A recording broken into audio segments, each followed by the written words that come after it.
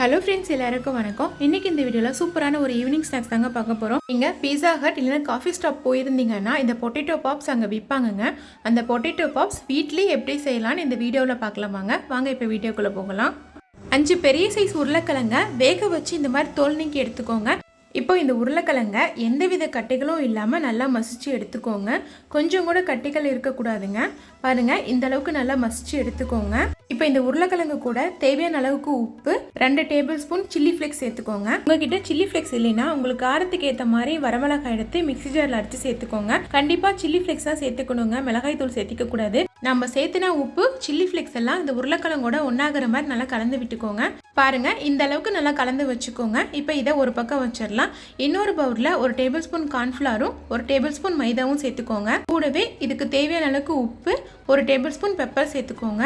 இந்த பொருளெல்லாம் சேர்த்துனதுக்கு அப்புறமா ஸ்பூனை வச்சு நம்ம சேர்த்துன பொருளெல்லாம் ஒன்றாக்கிற மாதிரி நல்லா கலந்து விட்டுக்கோங்க.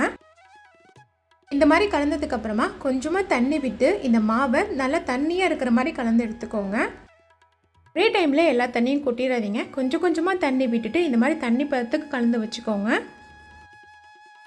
இது ஒரு பக்கம் இருக்கட்டுங்க. இப்போ நம்ம முன்ன பிசைஞ்சு வச்சுருந்த உருளைக்கிழங்கு எடுத்துக்கோங்க. அதுலேருந்து கொஞ்சமாக மாவு எடுத்து நமக்கு தேவையான ஷேப்பில் பிடிச்சிக்கோங்க. நான் இன்றைக்கி சிலிண்டர் ஷேப்பில் பிடிக்கிறேங்க. கடைகளில் இந்த மாதிரி ஷேப்பில் தான் கிடைக்குங்க. நம்ம பிடிச்ச மாவை இந்த மாவு தண்ணியில் டிப் பண்ணி எடுத்துக்கோங்க. டிப் பண்ண உருளைக்கிழங்க வேற ஒரு தட்டுக்கு வச்சுக்கோங்க. இதே மாதிரி உங்களுக்கு பிடிச்ச ஷேப்பில் உருளைக்கிழங்கு உருட்டி இந்த தண்ணியில் டிப் பண்ணி வேற ஒரு தட்டுக்கு மாற்றிடுங்க. நான் எல்லா உருளைக்கிழங்கையுமே இந்த மாதிரி சிலிண்டர் ஷேப்பில் தான் உருட்டியிருக்கிறேங்க. இப்போ இந்த உருளைக்கிழங்கெல்லாம் பொரிக்கிறதுக்கு ரெடி ஆயிடுச்சுங்க. கடாயில் பொரிக்கிறதுக்கு தேவையான அளவுக்கு எண்ணெய் விட்டுக்கோங்க. எண்ணெய் நல்லா சூடானதும் நம்ம ரெடி பண்ணி வச்சுருக்கிற உருளைக்கிழங்க உள்ளே சேர்த்துக்கோங்க.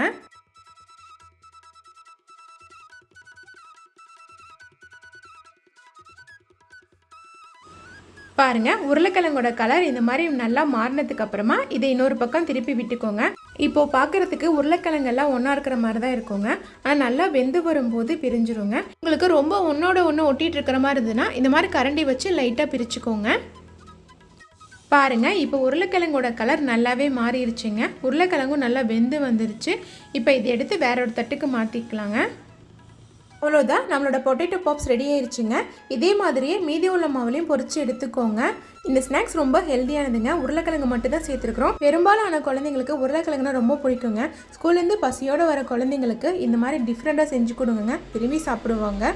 உங்களுக்கு இந்த வீடியோ பிடிச்சிருந்துன்னா மறக்காமல் இந்த வீடியோவுக்கு ஒரு லைக் பண்ணுங்கள். இந்த மாதிரி நிறைய ரெசிபிஸ் தெரிஞ்சுக்க என்னோட சேனலை சப்ஸ்கிரைப் பண்ணிக்கோங்க. அப்படியே இந்த ரெசிபி செஞ்சு பார்த்துட்டு எப்படி இருக்குன்னு கமெண்ட் பண்ணுங்கள். இப்போ நம்மளோட பொட்டேட்டோ பாப்ஸ் ரெடி ஆயிடுச்சுங்க. இதை அப்படியே சாப்பிட்லாம், இல்லைன்னா இந்த சாஸ் வச்சு கூட சாப்பிட்லாங்க. நீங்கள் குழந்தைங்களுக்கு கொடுக்குற மாதிரி இருந்தால் சாஸ் மட்டும் அவாய்ட் பண்ணிக்கோங்க. பெரியவங்களுக்கு கொடுக்குற மாதிரி இருந்தால் சாஸ் வச்சு கொடுங்க. பாருங்கள், வெளியே மொறுன்னு உள்ளே சாஃப்டான நம்மளோட பொட்டேட்டோ பாப்ஸ் ரெடி ஆயிடுச்சுங்க. சாப்பிட்றதுக்கு ரொம்ப டேஸ்ட்டாக இருக்கும். மறக்காமல் இந்த ரெசிபி செஞ்சு பாருங்கள்.